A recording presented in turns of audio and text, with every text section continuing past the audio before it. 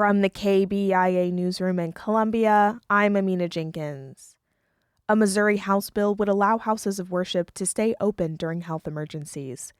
KBIA's Maggie LeBeau has more on its passing in the House last week. Legislators passionately debated the bill known as the PRAISE Act during its final reading in the House.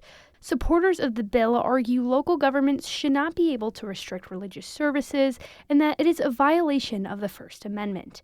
St. Charles Representative Travis Wilson says organized worship is crucial to spiritual health. I know that if I am missing a service or two on a Sunday, especially if it's back-to-back, I definitely feel the difference. The bill grants an exception for emergency evacuations during imminent danger. It now goes to the Senate. I'm Maggie LeBeau, KBIA News. Attorney General Catherine Hanaway says the state's biggest supplier of video game gambling machines is pulling the plug on the devices later this week. Hanaway says Wildwood-based Torch Electronics is suspending operations on the devices that resemble slot machines on Friday. That comes after a federal judge ruled the devices found in bars, gas stations, and convenience stores are illegal gambling machines.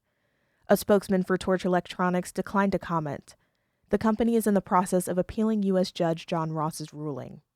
Some lawmakers have sought to legalize and tax the machines. It's unclear if those bills have a pathway to passage this year. Kansas City's historic 18th and Vine district announced Wednesday that the area will be an official party zone during this summer's FIFA World Cup. Julie Denechet reports. Leaders say 18th and Vine will draw in international visitors with a one-of-a-kind experience centered around Kansas City's Black cultural heritage. The neighborhood celebrates jazz, baseball, and barbecue with its museums, music clubs, and restaurants. The city has started multiple infrastructure projects to prepare for visitors, including a pedestrian plaza, a parking garage, and a walk of fame celebrating American jazz artists, due to be completed in June.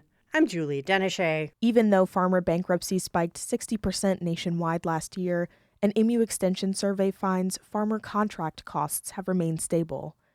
Custom farming services, where farmers use third-party professionals for various agricultural operations, don't appear to be adding much to farmers' already rising costs, but they could impact future budget planning. Paige Shansmeyer is the assistant manager for Boonville's MFA Incorporated, a regional supply cooperative that provides custom services statewide. Shansmeyer says the increased costs can impact how farmers decide whether to cut expenses or continue operations as normal. We all understand here that some people are going to cut back. It's hard times. I mean, it's not the way it was maybe a year ago, 3 years ago, 5 years ago, Volatile crop prices and inconsistent profits have caused some farmers to struggle since the pandemic. I'm Amina Jenkins, KBIA News, Columbia.